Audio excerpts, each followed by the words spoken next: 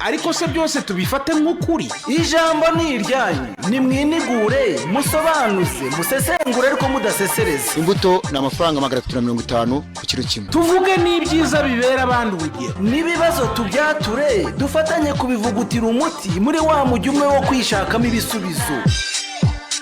Tekinika ni inzira y'ubusambo, ni inzira y'ubusambo, nta gaciro nzi mu busambo. Biravugwa.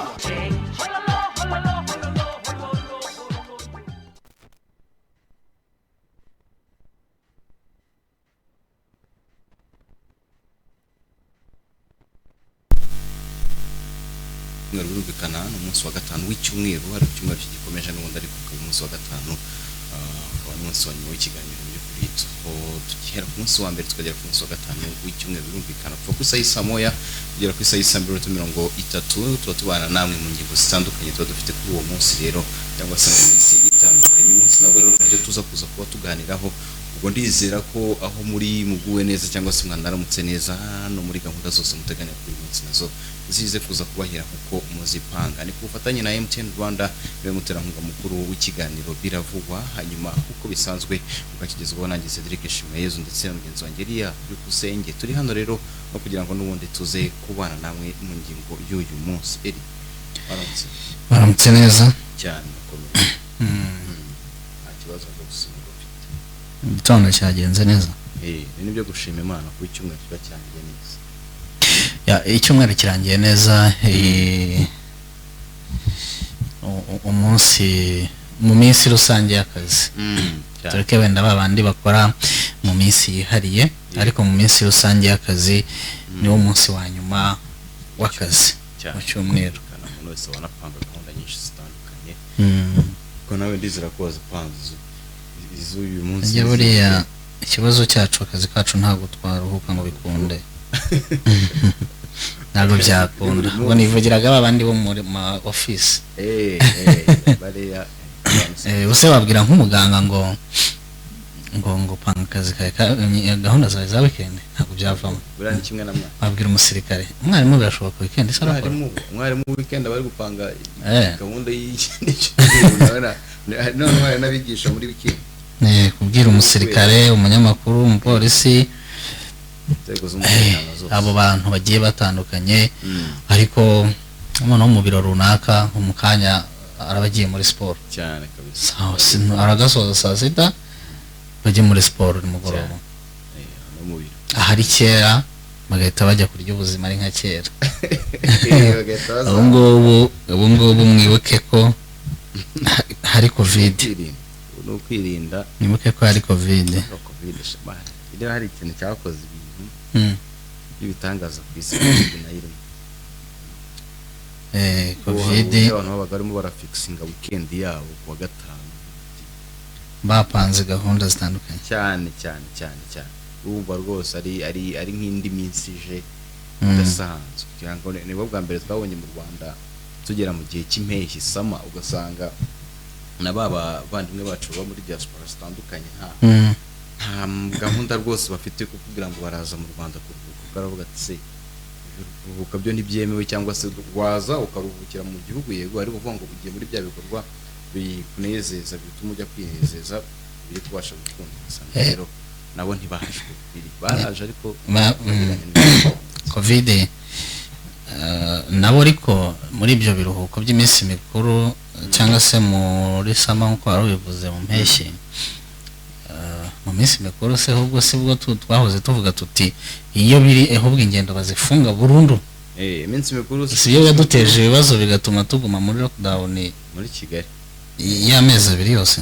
Iminsi mikuru byo yakoze ibintu bidasanzwe, ariko sinabava hanze gusa n'abimbere mu gihugu nabo bari still rero covid nayo iracyahari cyane. N'inkingo ziracyatera. Covid yatumye rutahizamu w'umunyarwanda atajyana n'Amavubi. Ngo afite covid muhagire n'umukino aheruka niyo mpamvu atabonetse. Urumva rero ariko bisigaye ari byiza ubundi umuntu yararwaraga covid kumuvuga ukumva bibaye ikintu cy'igikuba kandi ni ibintu bisanzwe nta kibazo niba ahubwo afashwa kigizwe nawe kare amavubi barabakingiye bakiva muri Kane ariko ngo muhagire ntibyakunze kuko azi Kigali yesi mujyana nako muri Cane igihe babaga muri Cane ahita ajya muri Cane muri AS Kigali igiye gukina CAF Confederation we ntiyakingiranwa n'abandi bo mu Mavubi nyuma rero ejo bundi basanga arayirwaye ariko ntacyo muri Cameroon ngira ngo muri kipe nagenda uyu munsi ariko ngo mu kanya saa 3 ngo tubifurize sinzi nzaho rero batsinze dushobora kuba twahita tujya muri Cane twakoma amashyi adasanzwe ngiye kuvugana abantu ntibazasohoke ariko sinakina ari ku manywa hariya oya bizaba ari saa 3 z'ijoro muri Cameroon reka tube turabura inzego z'umutekano ubu baramutse agiye muri Kani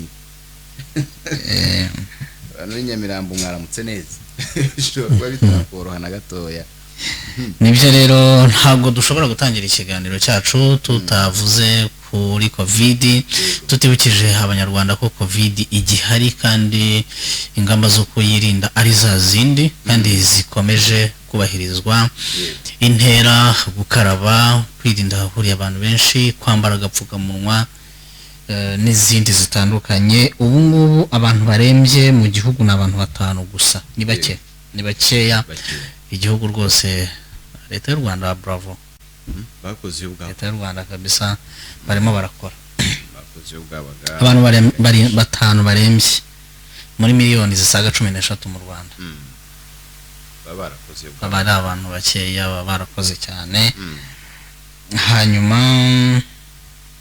ejo hitabye Imana umuntu umwe gusa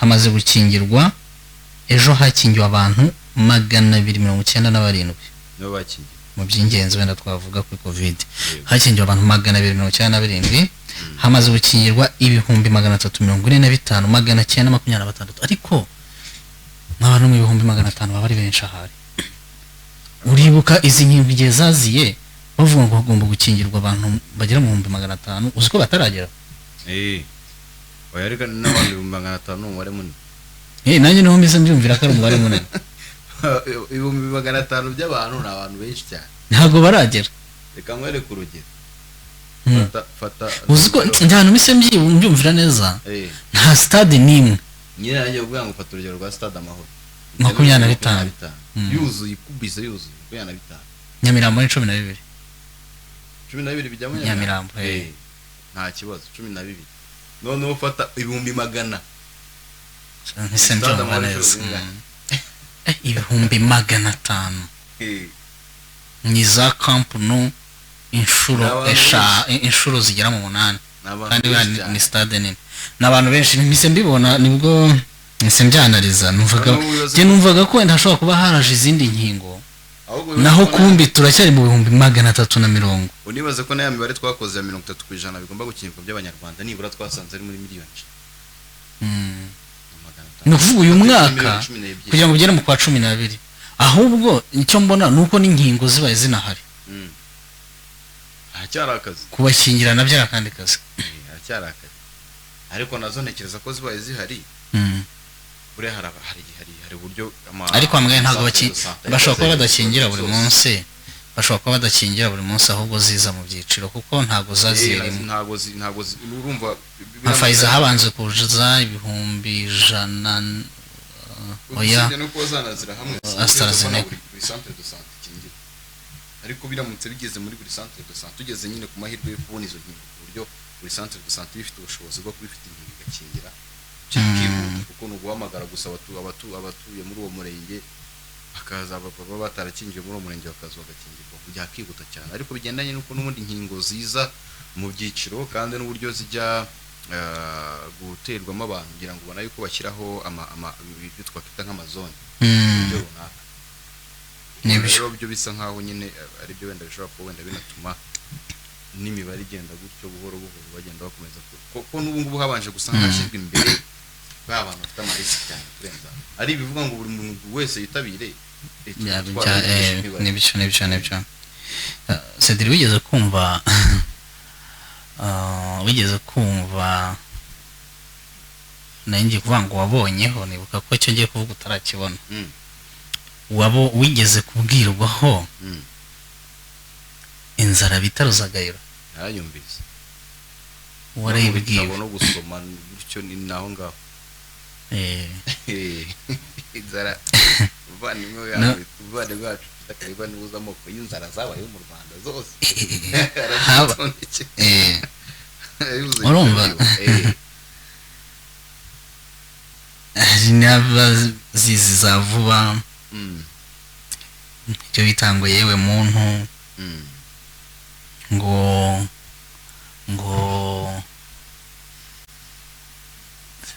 ndira gusabye utwo tuntu izo ngungukira ngo warwaye ni urwaye ryari yakoze hamize arakoze cyane urumva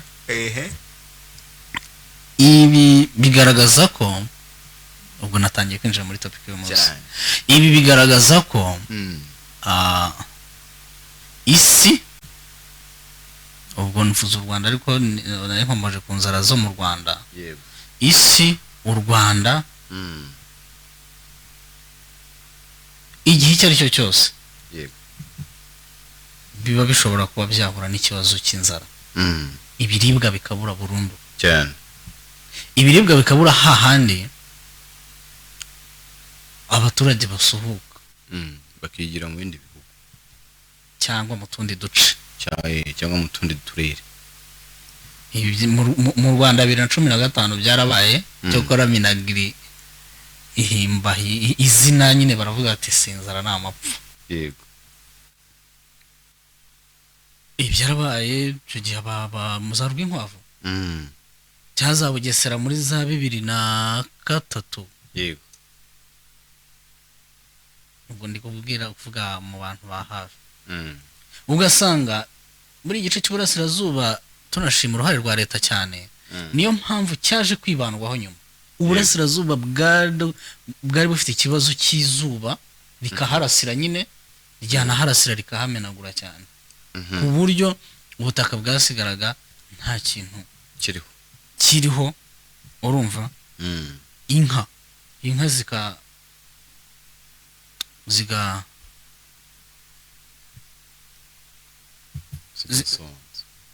zigasonza zigapfa mu buryo butunguranye cyane gusa inka ku gasozi yarumye byose ari inzara imyaka nka wa mugani ngo amapfa yarateye ngo bakamira no muri primaire so rero hagenda hafatwa ingamba zitandukanye mu rwego rwo guhangana n'ikibazo cy'inzara ku isi ari no mpamvu n'ishami ry'umuryango w'abibumbye rifite igice kiba cyarahariwe n'umuryango w'abibumbye nako uba ufite ishami ryahariwe guhangana n'ikibazo cy'ibura ry'ibiribwa urumva ibyo byose bikaza bikagera no muri za politike z'ibihugu runaka za buri gihugu aho igihugu gishyiraho politike runaka mu Rwanda nibuka bashyizeho politike yo guhinga mu buryo bwo guhuza ubutaka igihingwa kimwe ibyo bazanye by'amaterasi cyokora gusabaza kubona ko igihingwa kimwe birimo bitanoze neza kuko hari agace bazanaga ngo muhinge ibigori kandi bitajya bihera ubu ngubu nko mu myaka ine ishize nibwo ndabyibuka bongera kwemerera abaturage ngo bahinge ibijumba mu burasirazuba uzi ko imigozi bagombye kujya kuyikura i Bugande kubera ko yari yaracitse hari igihe kinini igihingwa kimwe ugasaba umuntu arahinga ibigori gusa ariko ubu ngubu iyo politiki y'igihingwa kimwe irahari ariko umuntu akaba yafata n'ubundi butaka ku ruhande agahingamo n'ibindi bimufasha ubona ko byagiye bishyirwa ku murongo hanyuma rero ibyo byose muri iyo politike yose iriho ubu ngubu y'igihugu kirimo ubu ngubu ntabwo ishobora kugenda neza cyangwa se ishobora kuramba urubyiruko rutabigizemo uruhare. ntabwo bishoboka kuko ishyizweho aka kanya igakurikizwa yarangirana na manda y'ubuyobozi buriho. yego ariko urubyiruko rubigizemo uruhare rukanayumva bivuge ngo nibo bazaba abayobozi b'ejo. icyo gihe ni gahunda yanavugururwa binarenze nuko ikanakorwa mu buryo bugezweho bw'ikoranabuhanga. ubu ngubu ku biyaga bya burasirazuba burya nibwo bufite ibiyaga byinshi. ku biyaga bya za Sake na Mugesera yego hashyizweho uburyo bwo kuhira ukoresheje imirasire y'izuba. iyo naryo ni ikoranabuhanga rikomeye cyane. hari umuherwe bita Buffett yego mu gishanga cya Naharo, umuherwe w'umunyamerika ajyakirwa na His Excellency cyane no meruka yaratangiye no gukora umuhanda wa kaburimbo ugera mu Nasho. arimo arafasha cyane abanyarwanda muri gahunda yo kuhira. urumva yakoze ibikorwa binini byo kuhira. yego ibyo ni iterambere ry'ubuhinzi. noneho rero nari nkomoje ku rubyiruko. uyu munsi turi kumwe n'abantu bo muri Pan African Movement. yego aho turi burebe ku ruhare rw'urubyiruko mu kwihaza mu biribwa mu buryo burambye. murumva nubwo natangiriye kure cyane ariko tugeze no kuri kwari ukugira ngo tuze twumve noneho iyo politiki iriho dushingiye ku bibazo byagiye bibaho by'inzara zagiye zibaho hatari na kera. yego hatari kera nko muri 2015 nibwo muri Rwinkwavu basuhukaga. kandi izo nzara zagaruka zanibasira urubyiruko kurenza cyane kuko nyine kuko nibo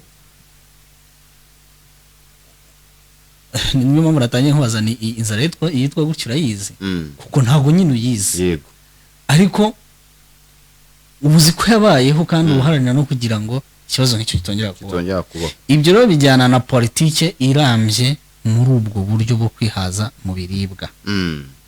sibyo? yego icyiza cya Pan African Movement ari no mpamvu twabakeneye kuri uyu munsi nuko ntago ari ukureba ku Rwanda gusa. yego tunagana akajisho hakurya y'u Rwanda tugareba ese urubyiruko ubundi kugira ngo ari uwo ushobora kubaza wenda dufite abatumirwa hano ariko ushobora gusanga hari uwavukiye Kigali atazi nuko bahinga muri bo ariko nenge kuvuga ariko akaba ashobora gutanga undi musanzu we mu kwihaza mu biribwa atari uko yafashe isuka akoresheje ikoranabuhanga. nicyo nshatse kuvuga atari uko yafashe isuka. n'abajene turi kumwe hano turaje tubaho umwanya mu kanya. yego uretse ko harimo abo mumenyereye cyane hano. ariko afite ubundi buryo bwe ashobora gutangamo umusanzu muki mu gutuma igihugu cyihaza mu biribwa binyuze mu nganda, mu bucuruzi, muri bizinesi. kandi ntiwakora iyo bizinesi n'ubundi udacuruza igihingwa burya ntibibaho. cyangwa no muri bimwe yizi burya ntibibaho. nucuruza ayo mavuta azaba akomoka ku gihingwa byanga bikunda. nucuruza iyo byeri izaba ikomoka ku gihingwa byanga bikunda. nta bucuruzi ushobora kujyamo gusanga harimo ikintu kidakomoka ku uracuruza imbaho zikomoka ku gihingwa. nta hantu wajya gusanga ari ibicuruzwa ufite. iyo myenda ikomoka ku gihingwa. kereka wenda nujya mu by'ikoranabuhanga gusa kandi nabwo uzasanga n'ubwo uri kubicuruza. none se ikoranabuhanga uzashyiraho iki? business y'ubu turimo kubona ejo bundi twari kumwe na Bwana Ahmed Pacifique atubwira ati nkora business y'ikoranabuhanga ese ucuruza iki? hariho inyanya n'ibirayi urumva cyane nibyo. so hanyuma rero turi kumwe nyine n'abashyitsi nk'uko dusanzwe dukorana baturutse muri Pan African Movement. turi kumwe na Nyirategekimana Roseline akaba ari afite business no business woman afite company yitwa Rose Limited niyo mpamvu mu kanya navuze nti ariko simbizi ni bataragera mu cyaro turi kumwe kandi na Vivence Uwizeyimana akaba nawe afite project umushinga witwa Mika Group tukaba turi kumwe rero na Rugira Omein Mirage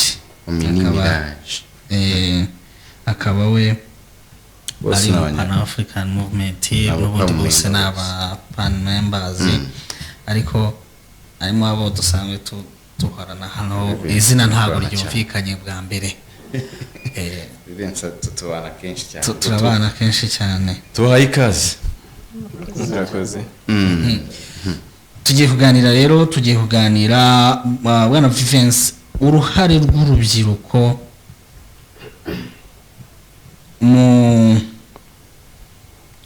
mu kwihaza mu biribwa mu buryo burambye. Dusobanurire ibi biba bishatse kuvuga iki, mwumva iki muri Pan African Movement iyo havuzwe ikintu nk'iki? So murakoze cyane. Iyo bashatse kuvuga cyane kwihaza mu biribwa mu buryo burambye ni ikintu kitari gito, ni ikintu kiba gifite ibintu byinshi bikiranga, ubwo navuga components bihera kuri mu guhinga ubwabyo nk'uko mwatangiye munabivuga muri background y'ibyo mwavugaga, hagakurikiraho ese nimba habayeho guhinga, ese kuko iryo hingwa riri gukorwa mu buryo bwiza, byarangiza byavaho, ese bijya byahinzwe birashyika ku bantu babishaka guti, byanarangira bakavuga ati ese bya bindi bitabashije gushyika kwa bo bishaka ni iki cyakorwa kugira ngo bibe byabashyize mu gihe cyose byakunda. Urugero, ushobora gusarura inyanya uyu munsi ariko udafite isoko uyu munsi tuvugana, ariko rizaboneka mu byumweru bibiri biri imbere. Iyo cycle iri hagati y'ukuntu twatuma izo nyanya zabonetse uyu munsi zizabona abaguzi mu byumweru bibiri, nacyo ni ikintu kiri mu gice cyo ko twakihaza mu biribwa. Nanone ikindi, ese ibyo byose ko bivuzwe, ese koko hari ubushobozi bw'abo bantu bari kubikora? Ese umuhinzi uri Nyabihu, nanjye uri hano i Kigali, ni bishoboka ko yava Nyabihu akatuzanira biriya birayi bahinga hariya i Kigali? So urumva ikintu cyo kwihaza mu biribwa ni ikintu gifite serikare y'utuntu twinshi turimo. Muri make si umuntu umwe, ntago ari umuntu umwe.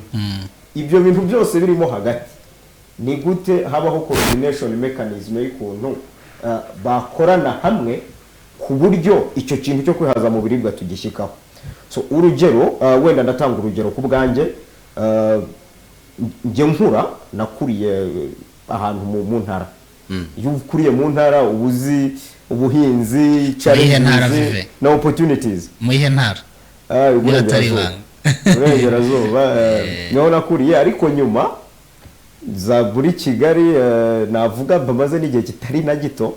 So ariko mfite ibintu bibiri bitandukanye ngiye nkora muri agriculture, kandi ntibinakorerwa i Kigali. Ibyo bibiri kimwe ndiho ndatanga uburyo bushoboka kuba kuri abo bahinzi bari bibereye aho Nyabihu na Musanze, nta mafaranga bafite bari abantu, kandi hari uburyo bushoboka bw'uko nyafite. So ndatangiye rero kuba nakinvestinga muri abo bantu. So mu kwinvestinga muri abo bantu uriho uratuma iboneka ry'ibiribwa riboneka neza ku bantu, kandi ikindi ntabwo umuntu aba ari mu kazi hano inshuro nyinshi cyane, hari ushobora kujya nyuma y'amezi 6.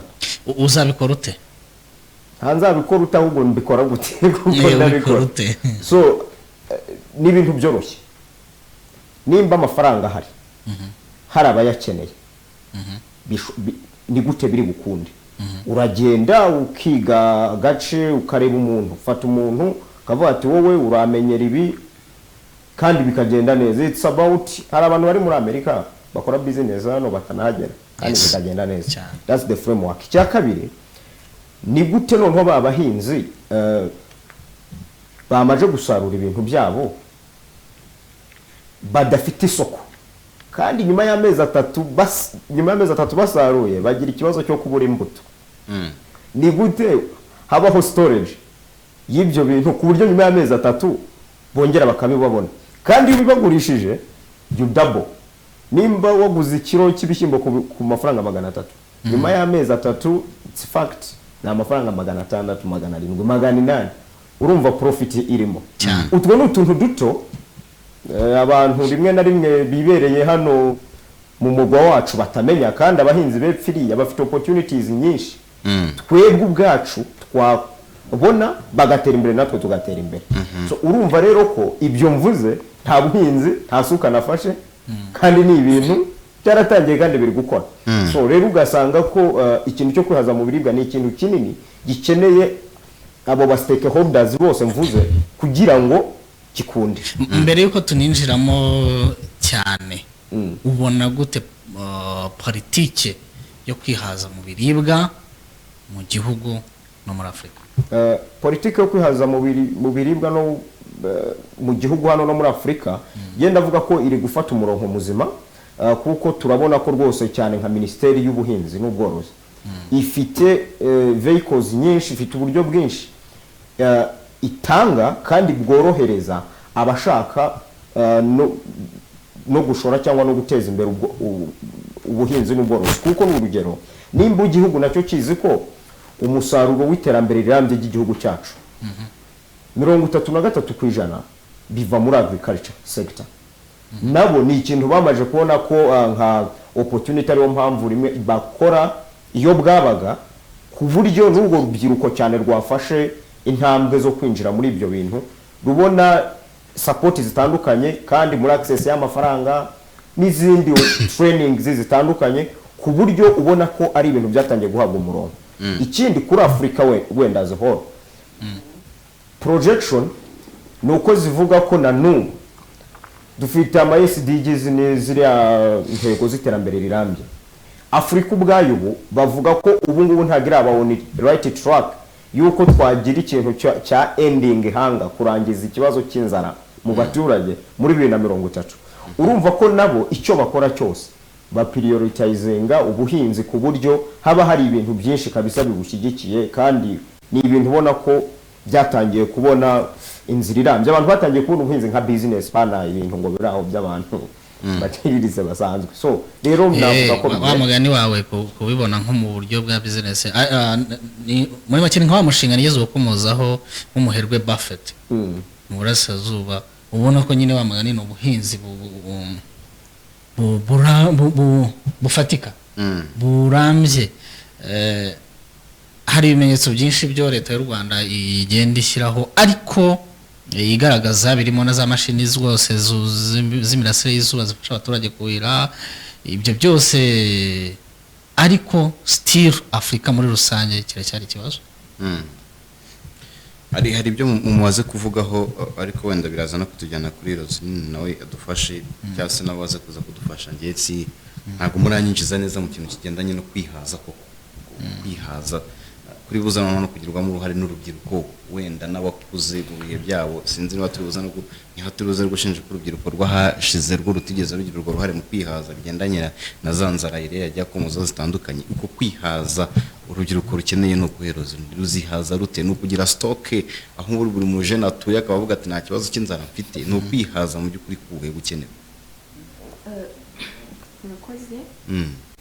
Uko kwihaza ngiye ko wenda mbyumva nk'urubyiruko twe ko twabigiramo uruhare. Harimo cya mbere, ubundi bajya bavuga ngo umurimo n'ubuhinzi, ikindi ni amahirwe, ikera niko bavugaga.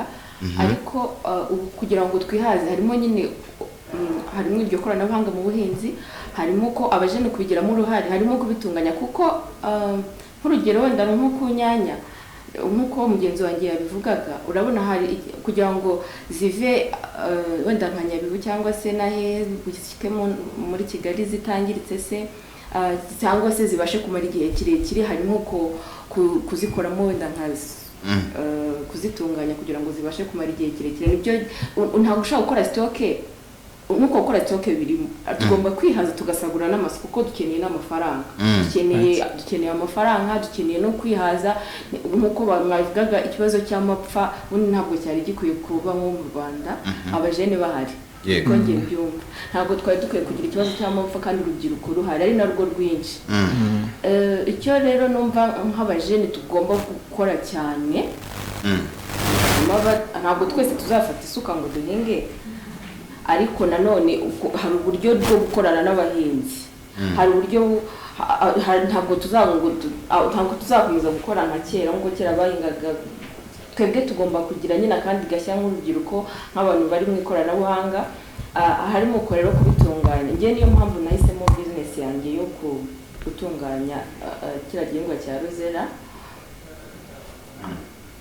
ubu ntabwo bishobora gupfa gusa kuko kugira ngo birambe hari ubwo buryo bwo kubitunganya nyine bikamara igihe umusaruro uraboneka nkabyumisha nkabikoramo kiriya cyayi icyo cyayi gishobora kumara imyaka 2 urumva ntabwo babihinze niyo bagira stock ingana gute urumva ubwo buryo burambe dushobora kumara imyaka 2 nta kintu kiraba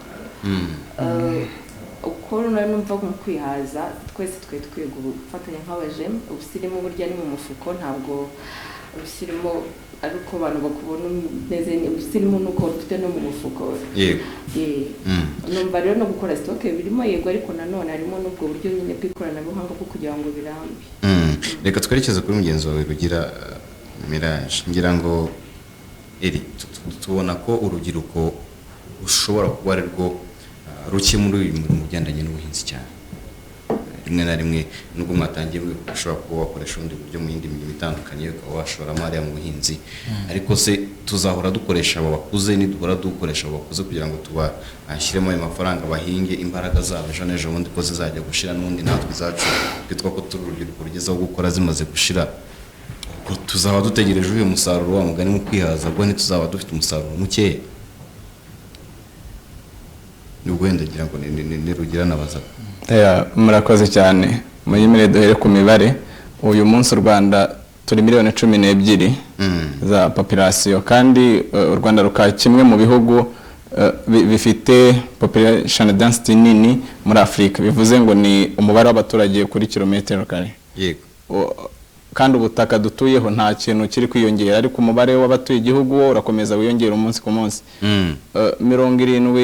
70% y'abaturage bari mu gice cy'ubuhinzi 72% y'abafite imirimo bayikorera mu buhinzi nabo aho urubyiruko ruri mu gihugu 60% y'urubyiruko narwo ruri mu buhinzi bivuze ngo uyu munsi uwo mubare nubwo twakumva ko ari munini byarenze 50% ariko ubuhinzi buri gukorwa ntago ari ubuhinzi bubateza imbere ni bwa wundi bwa kera bwo guhingira inda tuze kubona ibyo turyo uyu munsi ejo cyangwa se mu mezi abiri ari imbere ariko ntibarebe mu myaka 5 iri imbere cyangwa se uburyo na bwa buhinzi bwababyarira inyungu yaba ku mafaranga nk'uko bagenzi banjye bakomeje kugenda babivugaho cyangwa se ku buryo bwateza imbere igihugu turimo ndetse na Afrika turareba cyane no kuri Afrika ko twaje kuri mu gice cya Pan Africanism yego icy'ingenzi gikenewemo nuko harimo abantu bize iby'ubuhinzi kandi biga ibijyanye n'ikoranabuhanga uburyo rikoreshwa mu buhinzi harvesting ni ibintu by'ingenzi bikwiye kwitabwaho ko uwo nguwo abantu batanu bura mu gihugu bakoze neza ubuhinzi bahaza igihugu cyose ariko abantu benshi cyane babakora muri bwa igihugu cyose kwe ndagwa factor ndagwa factor ko tunarebye muri Leta Zunze Ubumwe za Amerika abari mu buhinzi nibo bake kandi babasha kuyihaza yari umubare muto ntanze kuri 5 ariko nashaka kumvisha ko abantu bake bishoboka ko bahaza igihugu ariko igihe ubuhinzi bukoze kwe kinyamwuga yego hagakoreshwa ubuhinzi ubu ngubu turasanga mu karere ka Kirehe hatangijwe uburyo bwo kuhira hakoreshejwe imbaraga z'amashanyarazi z'izuba n'uruhare rwa leta ubwo mu guteza imbere ubuhinzi ari byo n'abagenzi bagiye bagarukaho mwanabajije yego uruhare rwa guverinoma mu guteza imbere ubuhinzi rero urubyiruko icyatuma rwisanga muri uwo mujyo no gukomeza gushyira mu bikorwa gahunda za leta hanatezwa imbere ubwo buhinzi hagabanywa inzara ko dusanga 35% ubu ngubu hari ikibazo cy'abana bafite imirire mibi yego cyabagwingiye biturutse ku mirire mibi 47% bari mu cyaro 27% bari mu mujyi abo bahura n'ikibazo cy'imirire ariko urubyiruko ni twebwe dukwiye gufata iya mbere tugakunda uwo mwuga ntago twese tuzajya muri serivisi ariko twanajya no kuri tere tugakoresha uburyo bwo kuhira uburyo bw'amamashini ahinga tukaba twazamura bwa buhinzi twabonaga mugenzi wanjye yavuze kuri GDP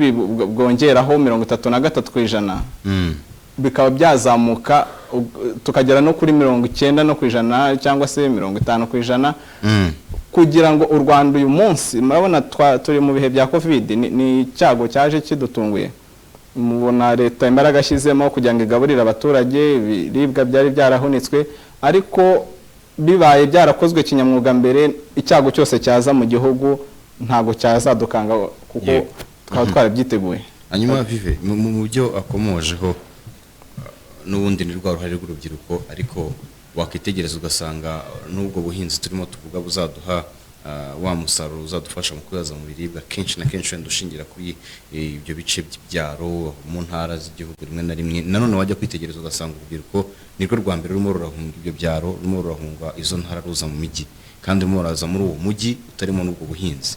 Ahangaha urwo rubyiruko mwebwe tugiye guhana wenda nk'amakuru y'ukuri tugafungura ikiganiro mu buryo bwagutse tugahana ibitekerezo, ubwo buhinzi buzashoboka kuko urwo rubyiruko rwo rurimo rurahunga ibyo bice ruza mu mijyi? Akoze cyane, uvuze ikintu cyiza. Ubushize hari abantu b'inshuti zanjye ba hafi cyane, aba abantu baba mwariganye muri high school, mperutse kuganira na bake ndababwira ariko ubundi ko uri hano i Kigali kandi nta kintu kigaragara uri kuhakora, kandi hari benshi ndi kuvuga njyewe naganirije, kandi hariya uva nzi ko iki kintu cyakunda kandi cyatanga amafaranga menshi. Ni ukubera iki utagenda ukagikora ahubwo ukajya ufata time yawe nk'uko abandi bantu basohokera ahantu ukaza i Kigali uje no kurya ukorera amafaranga, ahubwo ibyo wakoze wabishoye i Kigali kandi uranaje uje kuharuhukira. So umwe arambwira ngarega ngo rimwe na rimwe ngo umuntu azino kubera i Kigali, you understand? So ariko ukuri guhari nuko ntubibeshye rugane rwawe, reka tujye tunavuga ibihari, tuvuga ukuri, duca ibintu hejuru kuko niturajya tubica hejuru ntabwo bizabona ibisubizo. Abantu nimba bari gukora shift yo kuza mu mujyi wa Kigali nta kintu baje gukora, ahubwo just baje gukonsoma ibihari batari kwinjiza.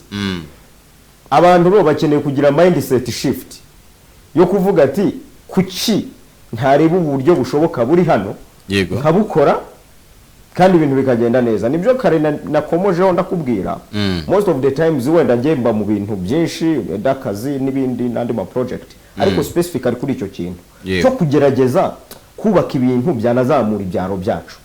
Hari umwe mu basore ba hafi yanjye tunakorana bimwe na bimwe, uherutse gufata icyemezo aravuga ati wowe akazi nguhaye ni kamwe, shaka access ya finance, ahasigaye ngenda zamura izi project ebyiri muri wese, kandi anajana i Kigali uburyo ameze yabona n'akazi na keza. Ariko yaravuze ati ngiye mfasha tuzamura aya ma project nk'abiri ahangaha mu cyaro ku buryo n'aba baturage bacu bazamuka kandi tura making impact, natwe ubwacu tugira ibyo dukuramo kandi byiza in terms y'amafaranga kandi no kugira icyo uri kumarira society. Kandi ngiye n'urubyiruko rwinshi nshikaho ruri hano i Kigali rudafite ibintu rukora, ngenda ntangira ndwereka ariko hari ahantu iwanyu ko ibi bintu bihari, wabuze iki ku buryo byibura ndebe icyo nagukorera, ube wanagenda ubikore, ahasigaye ujye uzi Kigali. Wowe ubona harabuze iki? Icyabuze ni cya kintu urumva hari cyari ibintu buri ibintu by'ibigare si byiza cyane cyo ni kimwe ikintu cyabuze ni ukumva neza ni iki kintu ni icyo kibazo kiri aho ngaho ni ikihe gisubizo gishobora kuza kikagikemura mu buhe buryo urumva urubyiruko rwacu situbye kubica kure hari ibintu byinshi tutaraboneraho ubumenyi twe tugifata nk'ibintu biri aho bisanzwe hari cyanabura n'icyo kintu cyo gushika ku bantu kugira ubasanga aho barubereketa ariko aha hantu muri iki kintu cyahavuka kuko ubona ko abagiriwe amahirwe bakabona nk'imishinga ibegera ikabafasha harya mu cyaro bari bagerageje gukora ibintu byiza ahantu nakuriye nibwo ejo bundi nagiriwe amahirwe umuntu umwe arambwira ngo hari abantu b'abaterankunga baherutse kuza bashora mu rubyiruko ngo borora inzuki ubu batangiye gukora ubuki bwiza cyane na zindi product kandi ubu batangiye no kugurisha ahubwo nyampataska arambwira ati ahubwo making sure bari abantu amasoko aho gahagije barayabona gute urumva ko abo bantu babonye ababegera hari cyabura nicyo nababwiye ngo ibi bintu bisaba inzego nyinshi ntabwo ari ikintu wakora urumwe na bandi nimba ari n'ikigo kibishinzwe kirindi charge kiba kigomba kujya gufasha bantu kumva ibyo bintu biraho kuko tubicyakeneye kwiga no kwigishwa muri iyo myumvire se ko ari urubyiruko ruvuga yuko rimwe na rimwe hajya hazamo na cya kintu kivuga yuko nta muhanuzi wabo akaba afite ibikorwa runaka wenda n'ibyo yize ariko kubibwira abo baturage bamwegereye kumwumva nabyo bikaba ikibazo bikaba byaba impamvu yo kubaterekana igendere ntabwo beshe kiri no mu bintu 2019 navuzeho muri Youth Connect cyo gihe hari Prime Minister yego naramuvuze ati ikibazo gihari amahirwe nge ngira mfite uburyo bitewe n'ibyo nkora ngira access to different institutions n'aba bayobozi bari hano muri iki gihugu nkanagirirwa yandi mahirwe yuko ndi umuntu uri interested cyane nanone in our rural development ndagenda cyane izo ntara rwose ndazinyarukanka cyane hari igihe ugenda hariya unahava uhavuka rwose washaka gukora ikintu abantu tiwapiti uyu nguyu ntabwo ibyo avuga byakunda nicyo kintu navugaga kare nkavuga ati ba baturage nabo bari hariya kugira ngo bagire perception y'ikintu gishobora kuza ari igikora transformation bikeneye amahugurwa menshi biragoye kugira ngo umuturage reka mbaho urugero mituweli ntumuyizi mwese ngiye mituweli yabaye developed mbibona ndabireba uburyo abaturage kugira babyumve byabaye ikibazo gikomeye ku buryo abaturage bamwe bashizeho n'ibihanuka jya usanga rwose nibaza wanse kwishyura 3,000 barakujyana ihene uraza kuyitwara ari uko wagize ute wishyuye bya 3,000 urumva ni polisi y'igihugu kandi igihugu cyamaje kubona ko icyo kintu gifite iterambere rirambye sibyo polisi itari nziza abaturage bo baranenzwe cyane iyo ntabwo ari nziza yo gutwara amatungo y'abantu no ntabwo ari polisi yo gutwara amatungo ndavuga polisi yo gushyiraho mituweli mituweli ni polisi igihugu yo cyashyizeho kandi nziza ariko umuturage biragoye kugira ngo umusobanurire ngo ujye wishyura amafaranga kugira umuturage abyumve burya biragoye impamvu bikunda kiriya bari ni igihugu kiraza iyo burya byavuye mu nzego baragutegeka ukabikora which is true niyo mpamvu rero n'izi nzego zacu zikwiriye kujya zifasha uru rubyiruko rundi rwumva rufite ibintu byateza amakominote yaba imbere aho bari ubuyobozi bwo mu nzego z'ibanze bukabafasha kugera kuri abo baturage kuko ubwawe uvuka aho ngaho biragoye kugira developing ikintu gishyashya cya innovation abaturage bacyakira Roseline nayahe mahirwe ahari ashobora gutanga uburyo mu gutuma igihugu kihaza mu biribwa ku rubyiruko gusa cyangwa ku bantu muri rusange icya mbere ubuhinzi bukorwa n'amafaranga hari kubona uburyo abantu bashobora gukora ku mafaranga icyo niba amahirwe numva ya mbere ikindi ntabwo gasobanuye neza accessibility to finance uburyo cy'ubuhinzi uburyo abantu bashobora gukora ku mafaranga kugira ngo bakore ubuhinzi nabwo busaba amafaranga igishoro bisaba igishoro kuko niba dushaka kwihaza ntabwo ubu noneho umuhinzi agomba gukora bije ibi imbuto zantwara iki guhinga birasaba iki ibyo byose ntabwo ari nka birya bya kera kugira ngo twihaze ubuhinzi ni akazi ni umwuga ntabwo ari ukuhingira ngo turye gusa birangire ubuhinzi ni proje kandi ikomeye birasaba rero mbere na mbere kubona uburyo dukora ku mafaranga kugira ngo dukore ubuhinzi nyabwo. Ayo niyo mahirwe numva ya mbere, kugana amabanki, kwizigamira. Ibyo se ko bisa nabyo wamugana kinagoyemo kuvuga ngo kubona amafaranga kuyakoraho kuyagira ubwabyo ko ari ibintu bisa nk'ibikinagoye wenda no mu rugo. Ubwo ayo tuyafate nk'amahirwe arambye ahari kugira ngo abe ariyo mahirwe ya twashingiye tuvuga tuti igihugu kwihaza mu biribwa birashoboka. Dufite n'ubutaka cyangwa nuko abantu kuba dufite n'ubutaka dukoreraho ubwo buhinzi. Ikindi kuba twajya no mu tugahahirana n'ibindi bihugu, ayo nayo n'ayandi mahirwe. Ubwo butaka byagaragaye ko ari buto, ndumva Mirage ariko tunabutuyeho turi benshi.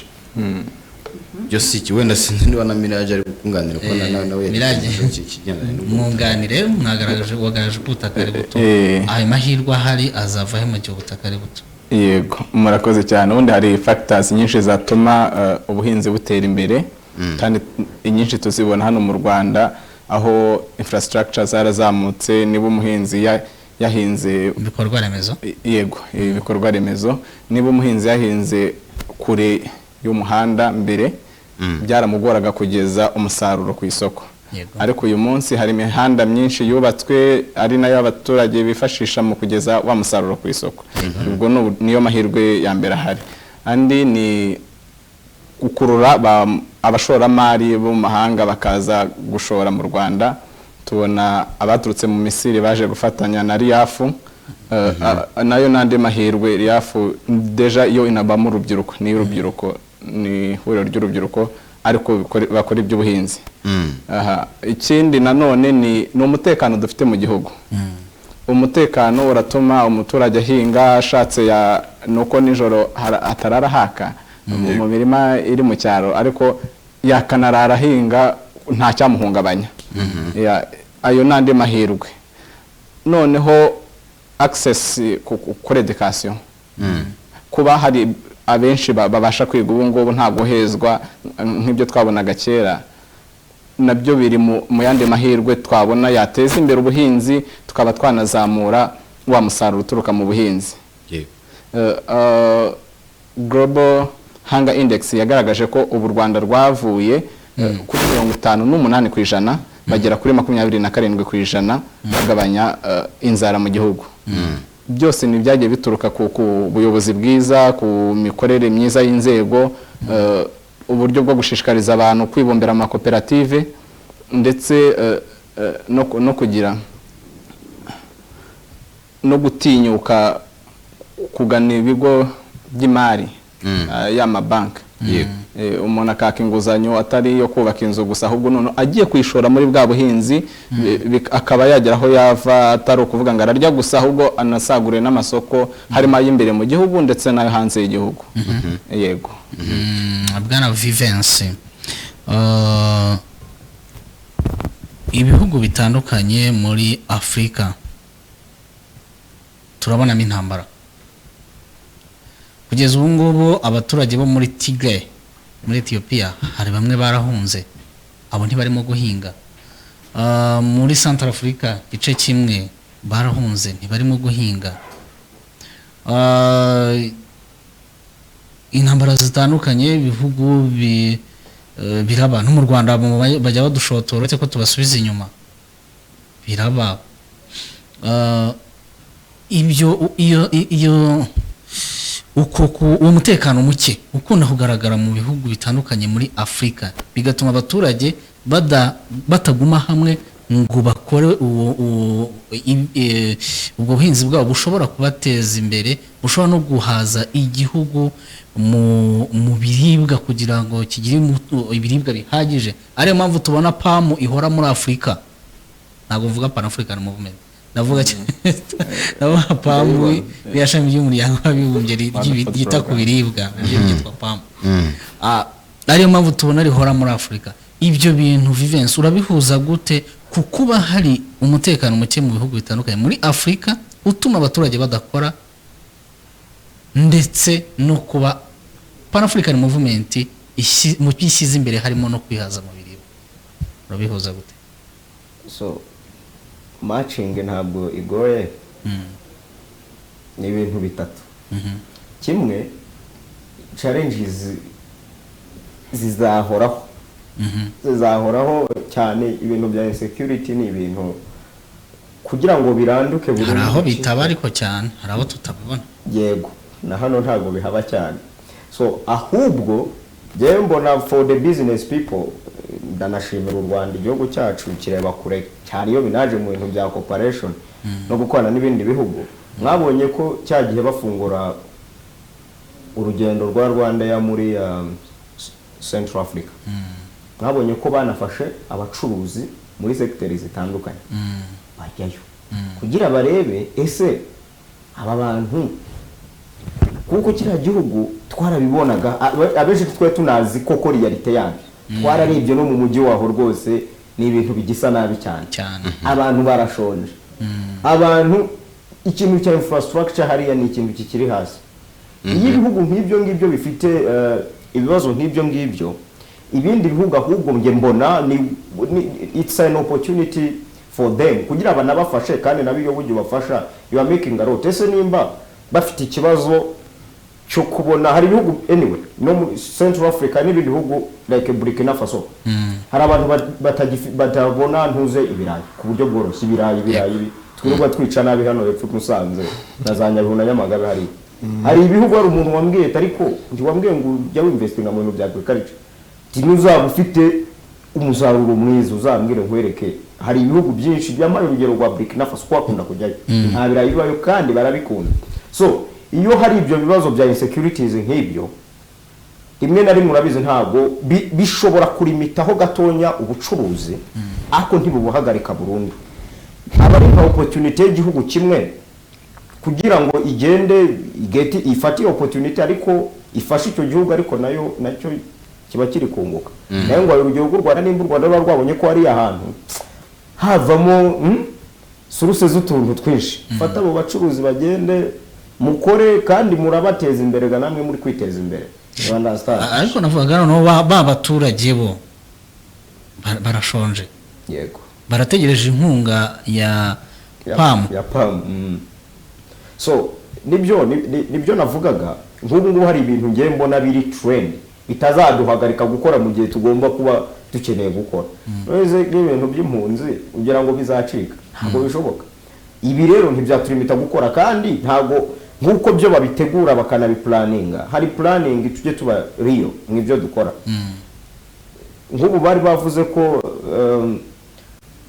muri SDGs muri 2030 hazabaho ikibazo nyine hazabaho stat yo ku byibura ibintu by'inzara bizaba byacitse cyangwa byagabanutse kandi koko ibyo biriho babiri kudufasha kugira binatwereke opportunities ziri muri yo area ariko I'm quite convinced ko tutabirangiza kandi nibyo utwo tuntu twose tuba tugomba kuba turiho ahubwo abafite uburyo bwo gukora nibo baba bakwiye gukora ahubwo noneho bakanahaza abandi babuze uko bakora kuko PAM giye kubisupplyingira ibigurira bakoze bikajya guhaza abandi so niyo mpamvu rero nizo insecurities nizo challenges zirimo nizo zibo opportunities abandi baba nibyo amasaha ageze kadufata akanya twamamaze umufatanya bikorwa umutangwa MTN Rwanda mukanya tugaruke dukomeza mu cyacu cya kabiri byumvikane ko ari ingingo yagutse nawe aho ushobora kuza kugiramo rwose uruhare ukaduhamagara ukatubwira bigendanye n'ibyo turi kugenda tuganiraho mu by'ukuri mu bigendanye n'uruhare rw'urubyiruko mu kwihaza mu biribwa ariko mu buryo burambye tugaruke mu kanya gato nyuma gutumikira MTN Rwanda.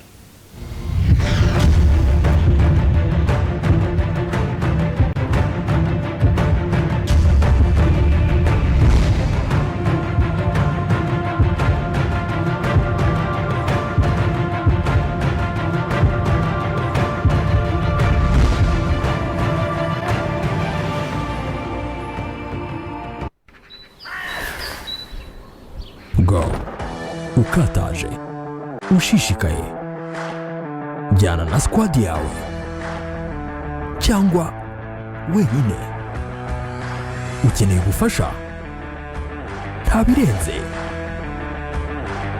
shyiramo imbaraga bikore cap cap uzi n'ibindi ongera umuvuduko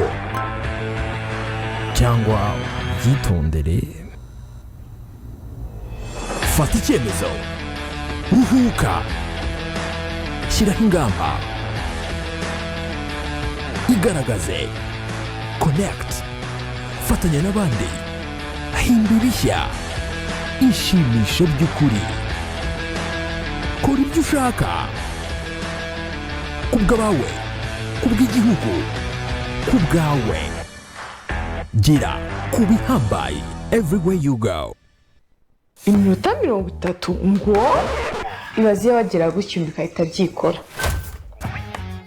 Ubu na MTN ushobora kubona incamake z'ibikorwa byawe bya momo kuri phone chap chap. Koresha momo app cyangwa ukanda akanyenyeri 182 akanyenyeri 6 akanyenyeri 2 urwego ukurikiza amabwiriza. Gira ku birenze everywhere you go. Ikaze ku murongo 845 uburyo bworoshye bwo kubona amakuru ukeneye. Uhamagariye ubuntu kumva amakuru ya buri munsi kanda gatatu. Ntugacikwe n'amakuru ya Isango Star. Fata telefone yawe uhamagare ku 845 ku murongo wa MTN ukurikiza amabwiriza ubundi wumva amakuru yacu buri munsi. Kumva amakuru mugezweho na radio Isango Star kanda rimwe. Iyi service ni ubuntu. Ntiwite ku kuba nta internet cyangwa amafaranga yo guhamagara ufite muri telefone yawe. Isango Star, inyenyeri imurikira rubanda.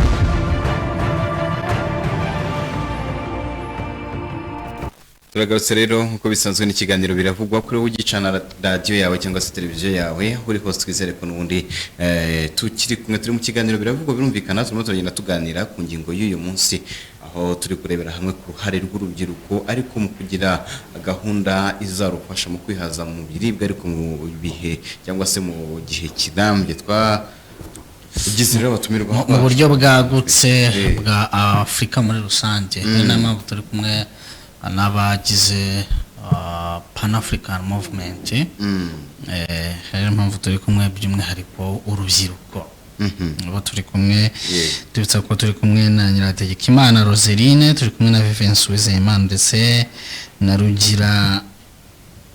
Rugira Omeni Mirage. Omeni izina rikomeye rikomeye cyane ariko twari metrije. Hanyuma Vivienne ni izihe mbogamizi mubona zigihari mu kanya turi ku mahirwe ariko ubwo ni izihe mbogamizi mubona zihari hanze ahangaha ku kuba urubyiruko zikigonga urubyiruko ku kuba urubyiruko rwabasha kugira uruhare mu gutuma ibihugu byarwo byose byihaza mu biribwa? Okay, so murakoze. Imbogamizi mbondahera ndavuga nkenya mbona arizo zikomeye kuko zibabura zifite n'ibindi byinshi. Ikibazo hari cyari ikibazo cya education yacu tubona specifically mu bintu by'ubuhinzi. Rimwe na rimwe dufite ama programme yo mu education yabaye developed mu hegiyonge muri za 90 bitari guhura na job market iriho ubungubu. Yego ugasanga abantu bari kugerageza kubona trainings nziza mu bintu by'ubuhinzi n'ubworozi. Trainings kandi zigiye gito batiriwe batumwanya munini ngo bari kwiga kaminuza ngo imyaka 3 hehe ngo uri kwiga agriculture.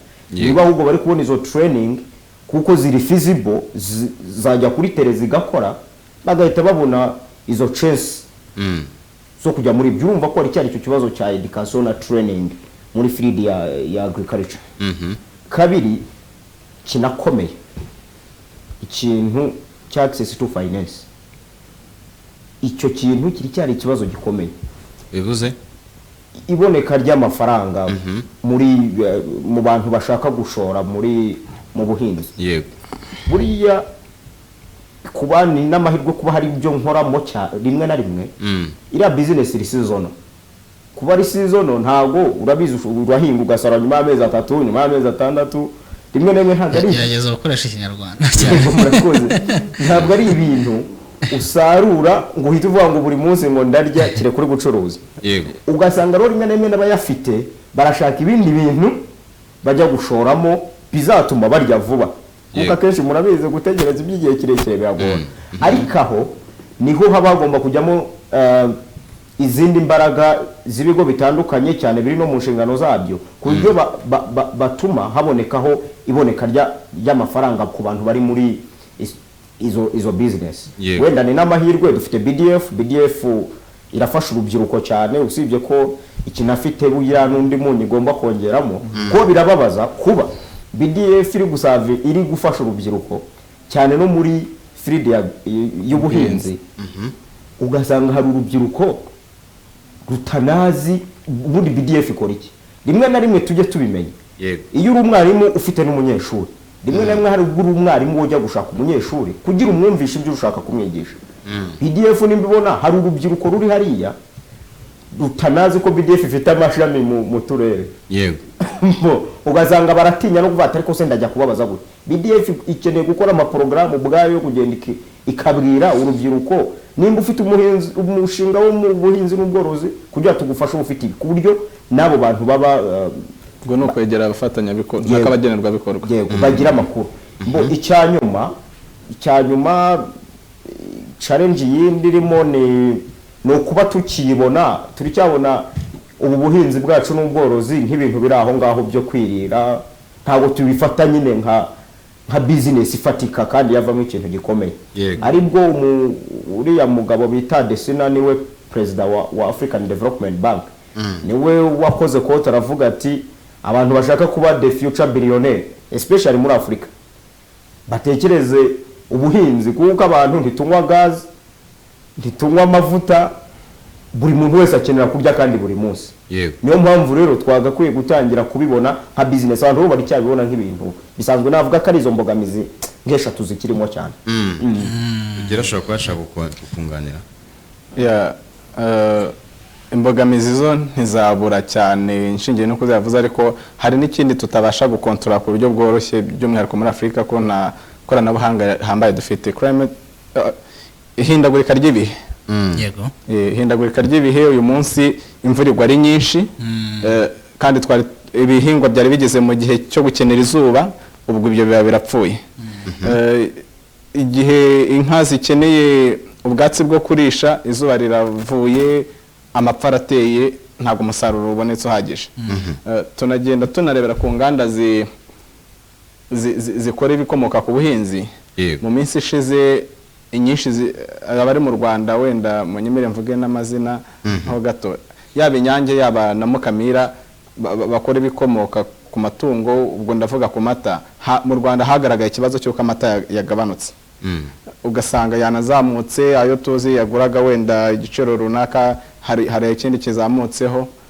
ariko ni ku mihindagurikire y'ibihe by'umwihariko ikindi kibazo ni rwa rubyiruko nanone rutarumva ko rukwiye kujya muri bwa buhinzi kumva turajya mu bucuruzi turashaka akazi kari mu maofisi ariko ntituri kubona amahirwe ari mu buhinzi ngo tube twabyaza umusaruro nibyo nigeze kuvugaho World Hunger Index yagaragaje ko u Rwanda rwagabanutseho ubwo ndakuvuga mu buryo bwo kugabanura inzara byavuye kuri 58% bijya kuri 27%. Ibyo bikwereka ese ntabwo uri kubona ko aho hantu hari imbaraga zashyizwemo ariko urubyiruko ntabwo turi kubyumva nanjye yakanishyiremo ko ndacyari muri ka gatebo ntabwo turi kumva neza ya mahirwe turi kurwanira mu gace kamwe tukirengagiza hari amahirwe manini yego yego ahubwo ikibazo cyane ni uko urubyiruko ntabwo rumenya amakuru mvugaga BDF yarafashije kubera ko nabimenye rwose narayiganye bari bafite projet ya agri business ku rubyiruko wabimenye uterera ko icyo yakomeje no ku rubyiruko rutayimenya we wabimenye uterera ko nyine yayikomeje mtanumva ko n'urubyiruko impamvu hari amakuru rutamenya uko kutamenya amakuru bituma tutamenya aho amahirwe ari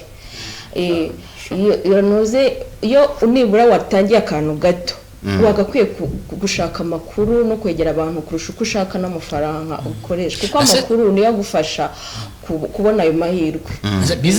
BDF irabafasha koko? Yes, BDF irabafasha. Yarafashije urugero rwinshi rwose bavuga bati yarafashije muri projet bavuga bati iriya BDF rwose nta nababa batayimenya. Webye byagenze gute kugira ngo wenda n'urwo rubyiruko rundi rukibivuga uko narwo rumve ko hari cyangwa se niba hari n'icyo twakosora ushaka gusanga wenda hari ibyo wakoze neza wadakora neza wabigenjute.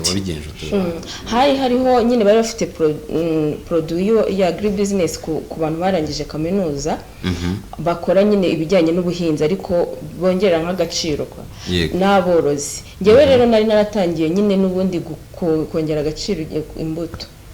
Hanyuma maze negereye umurenge kuko buryo ukorera ikintu ahantu ifu kwegera inzego zibanze kugira ngo bamenye koko icyo kintu kugikora. Maze kwegera umurenge negera bampana ahantu hato ho gukorera.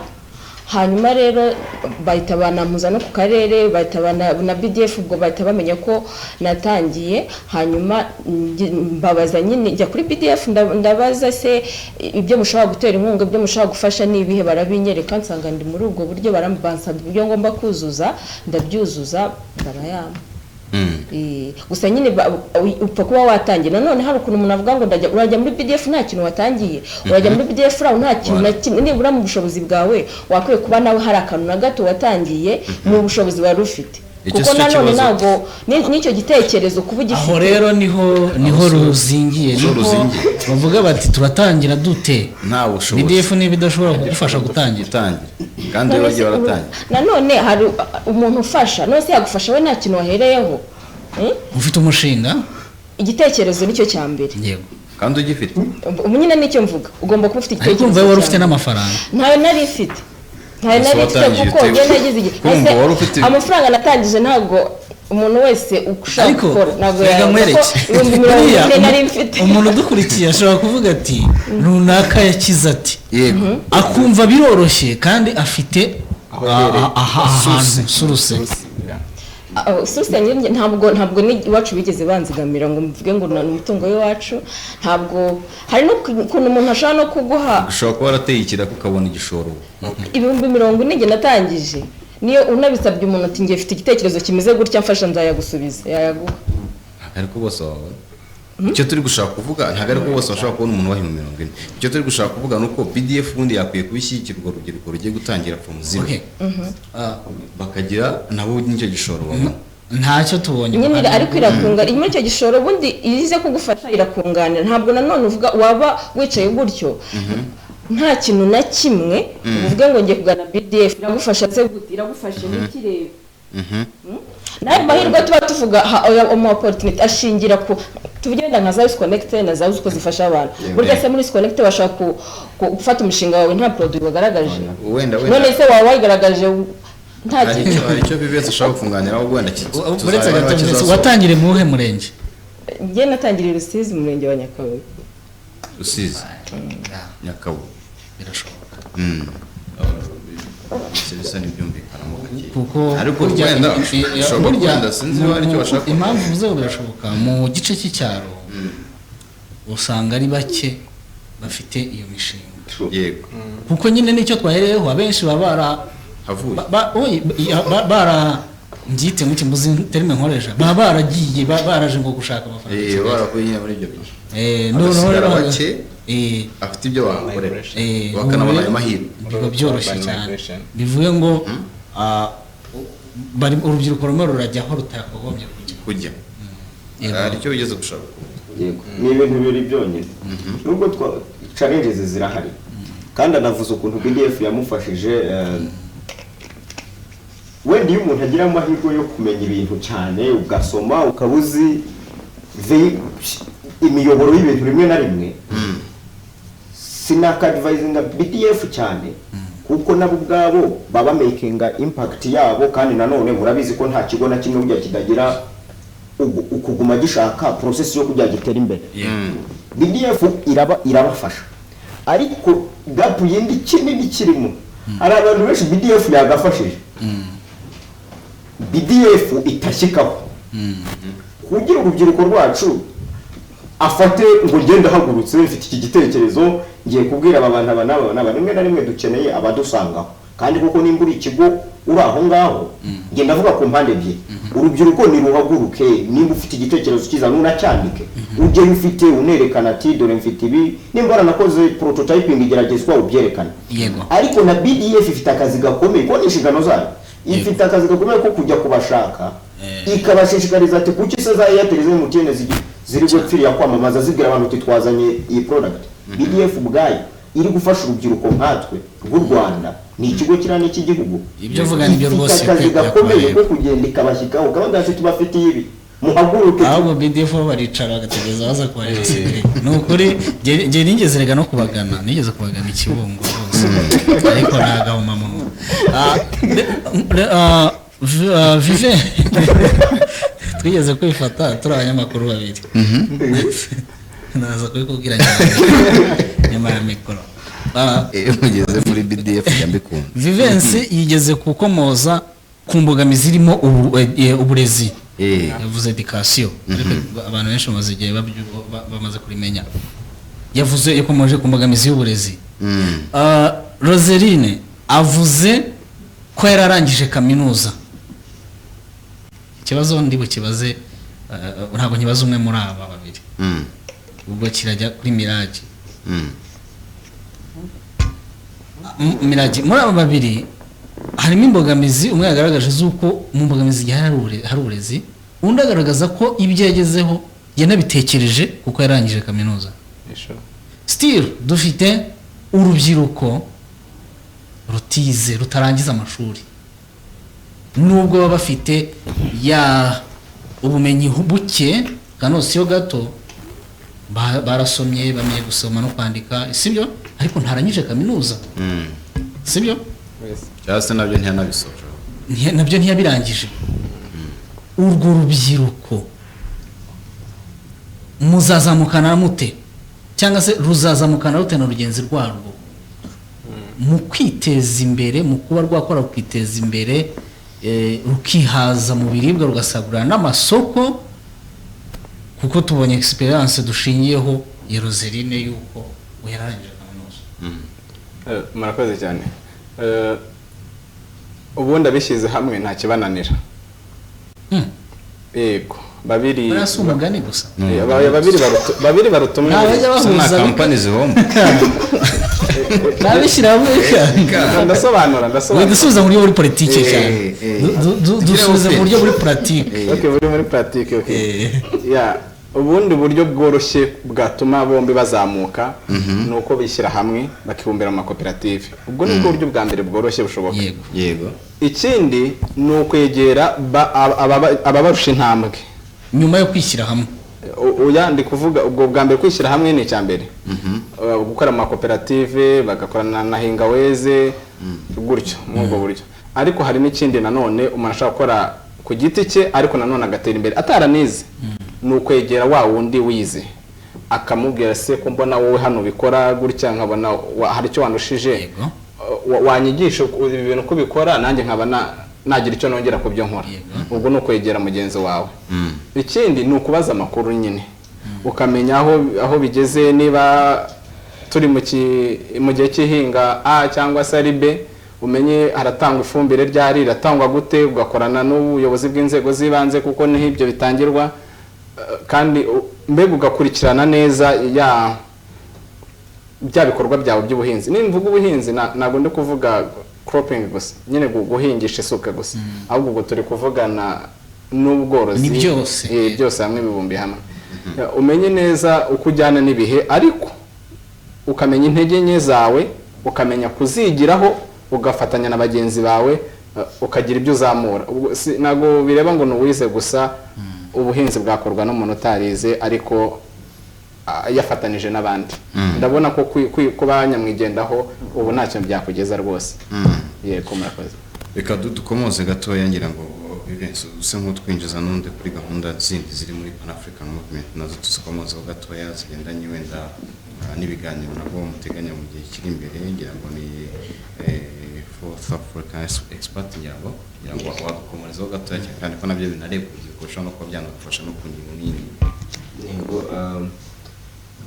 muri rusange Pan African Movement ifite amaporogaramu menshi kugira amaporogaramu menshi hari gahunda yashyizweho yitwa Africa Expects Youth Series. Iyo ni gahunda yashyizweho cyane cyane nkatwe urubyiruko twiha umukoro wo kuvuga atari ku bundi Afrika twitezeho iki. So iyo rero ni gahunda ihuza urubyiruko ruri mu gihugu hano mu Rwanda n'urundi rwose ruri muri Afrika yewe n'uri hanze kugira ngo turebere hamwe tuvuge ngo ese mu iterambere rya Afrika urubyiruko turakora iki. Muri icyo gihe rero haba ibiganiro, ibiganiro birangiye hanakorwa turarareba mu biganiro byabaye ibibazo bikiri muri icyo kintu twaganiriyeho ni ibihe, ese ibisubizo bishoboka ni ibihe. Ibyo bintu byose byarangiza tukabishyira mu kintu kimwe, noneho tukavuga ngo ese nimba iki kibazo kikiboneka muri iki kintu twaganiriye iki gihe kandi ibi bisubizo bishoboka, ni gute twabigeza ku babishinzwe, cyangwa ni na gute twabikuramo n'izindi opportunities twatangira tubwira abandi bantu. So kuri iyi nshuro rero tugiye gukora Africa Expects Youth Series ya 4. Iyo ngiyo cyane izaba inibanda mu buryo urubyiruko n'ubundi nk'iyo topic twaganiragaho, ni gute urubyiruko bashobora kuba nk'ingengi nyamwamba mu gutuma habaho kwihaza mu biribwa muri Afrika. Cyane izaba inareba region y'amajyaruguru ya Afrika, kuko tugenda dukora ikiganiro bitewe na region turimo tugezemo. Ubu rero tuzatuganira kuri ibyo, harimo abatumirwa batandukanye. Ni na byiza ko hano mu Rwanda harimo abatumirwa dufite bagerageje kubikora neza mu buhinzi ku buryo bazanasangiza abandi bantu inzira uburyo babigenje. Iyo experience irafasha ku buryo nawe wabona umurongo. So nuko gahunda iteye, ariko byose hamwe tuganisha imirongo yose bayashyizweho, yaba y'u Rwanda yaba y'Afrika, tuzayigeraho gute. Agenda 2063 tuzayigeraho gute, nibe bisubizo bishoboka, imbogamizi ziri cyabizi. Ni ibyo cyane tuba twibandaho, kandi twatangiye tubona ko ni ibintu biri gutanga umusaruro ugaragara. Ibi biganiro ko mu bikurikira mubona hari ubuze ngo barimo baratanga umusaruro, nshatse kubaza umusaruro nyine mu byo gufatika, mubona hari icyo bimaze kugenda bigezaho, yaba ari Pan African Movement ishami ry'u Rwanda nabo bandi b'umwindi b'umusanyi mugura mukaganira.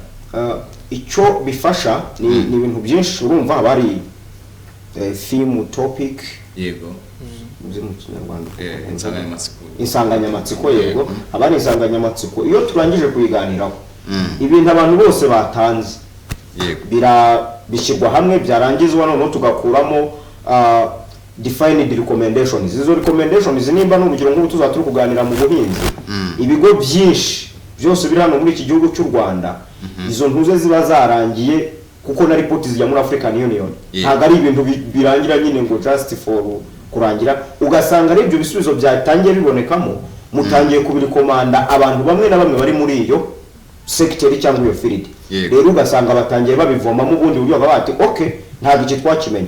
Uganira n'umuntu hariya muri Afrika y'Amajyaruguru akakubwira ati ariko hari ikintu kiri hano mu Rwanda hano twe tudafite, kandi natwe ari cyo dufite kiri hano kitaraba. Hari abenshi bamaje kwerekana interest bagiye no kuza mu Rwanda kubera ibyo biganiro twakoze, kuvuga ati ariko ni izi investment opportunities bitewe mu bintu twaganiriye zihari.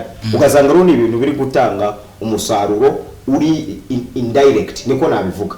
Ni umusaruro ugenda uza ukaza gutyo nyuma. Nimba umuntu yaba interested bitewe n'icyo kiganiro akaba avuze ngo ndaje ndebe ikintu nakorera hano, urumva icyo ni ikintu kiba gikomeye cyane. So rero urabona ko ni ibintu rwose biri gutanga umusaruro mwiza.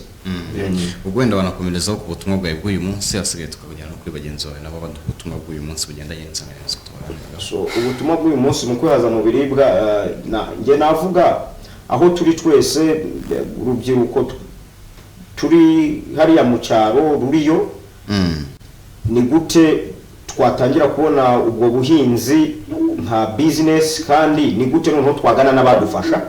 Icya kabiri ni gute natwe kuri telefone. Yego aramutse. Yego turakumva, waramutse neza. Mbashimire ko kiganiro cyiza. Mwatumiye abajene bacu. Yego yaba rugiro yaba Roserine na Yasip na turabashimiye. Ariko ni igitekerezo nagira ngo hanze. Nitwa Muhire Daniel.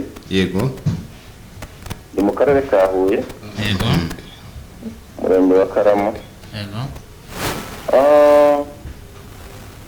ngira ngo ari Roserine yavuze ko yatangiye akora ibikorwa by'ubuhinzi mu Nyakabuye yego n'ahandi nk'uko mwabivuze koko ko umuntu yarangije amashuri ni kimwe yego ni kimwe kandi kigaragaza yuko uwo muntu aba yaramaze gusobanuka hari urwego aba agezeho mu mitekerereze ikindi ni ukuba afite iyo mitekerereze kumva yuko agomba kugira focus akaba amaze gufata umurongo bitewe n'ubumenyi butandukanye afite nibyo mu by'ukuri koko bituma hari uburyo atandukana n'abandi bajene batageze mu ishuri yego hari za RIAF n'ubundi ifasha abanyeshuri bize barangiza kaminuza ukaza ugasanga inama y'igihugu y'urubyiruko irafasha abajene muri rusange ariko imbaraga zirimo nama y'igihugu y'urubyiruko cyangwa muri CNG yego ndetse na BDF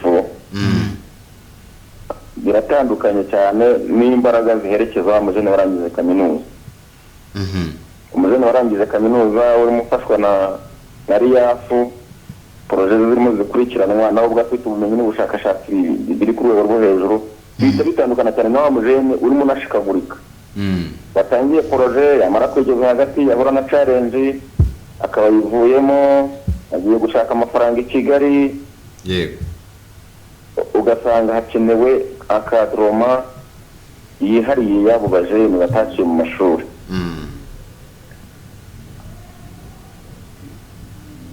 Allo ikiza gukurikiraho rero yego yendi musabe Pan-Africanism nanjye mbere mu memba ni ukumanuka abantu bakegera abajeni mu cyaro ku mirenge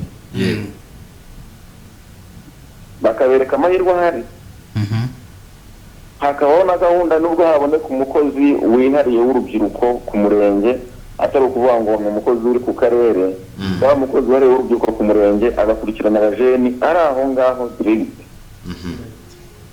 nimba ari mu buhinzi abegere abereke uko bukorwa, nimba ari mu bworozi habe hari ubashinzwe abereke uko bukorwa. Ariko uyu munsi umukozi w'urubyiruko ari ku rwego rw'akarere. Yes.